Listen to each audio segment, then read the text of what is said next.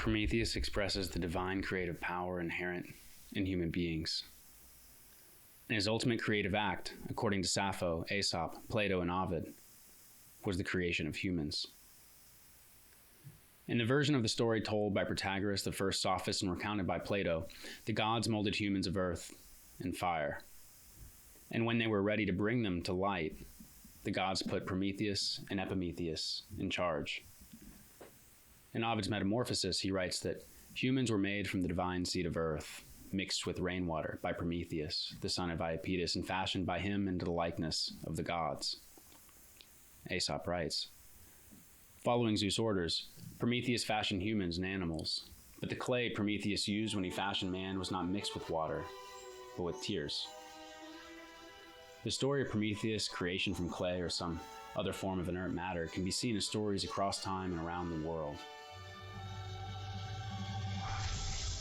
Characters directly inspired by this myth can be seen in the form of Golem, Frankenstein, the figure of David in Prometheus, the Ridley Scott film, and one of my favorites, Pinocchio. In Golem legends, there are various ways of bringing the clay creature to life. One is inserting God's name into the Golem's mouth. In the Golem in the Wonder Seeds of the Maharal of Prague, the Golem is vivified by 3 rabbis marching around him 7 times while saying various names of God in special Kabbalistic permutations. And in a dream, the Maharal asked a question, inquiring what power would enable him to fight his adversary. The answer came from heaven. You will create a golem made of clay and order him to destroy the evil tormentors of Jews. He then secretly summoned me, his son-in-law, an illustrious student. I want both of you to help me create the golem, he said. For in creation of this sort, the 4 powers of the 4 elements, fire, air, water, and earth, are needed. Quite a good scene, isn't it? One man crazy, 3 very sane spectators.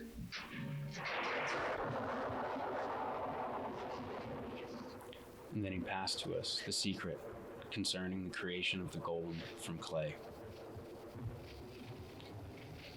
So much has been done, exclaimed the soul of Frankenstein.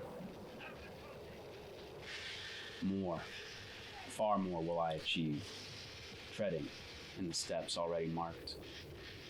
I will pioneer a new way, explore unknown powers, and unfold to the world the deepest mysteries of creation.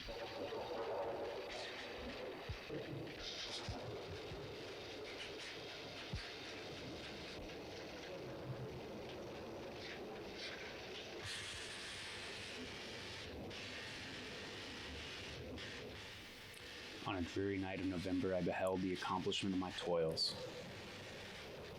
With an anxiety that almost amounted to agony, I collected the instruments of life around me that I might infuse a spark of being into the lifeless thing that lay at my feet.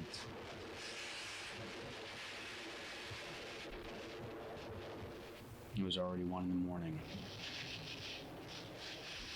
Rain pattered dismally against the panes. And my candle was nearly burned out when, by the glimmer of the half-extinguished light, I saw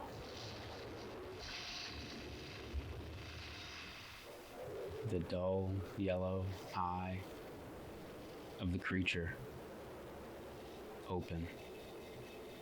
It breathed hard, and a convulsive motion agitated its limbs. It's alive. It's alive. It's moving. It's alive. Oh, it's alive. It's alive. It's alive. It's alive. Oh, in the name of God. Now I know what it feels like to be God.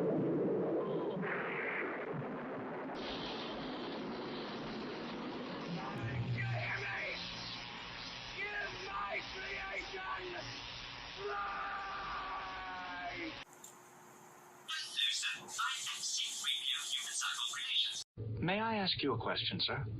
Certainly. Anything you like. Why did you create me?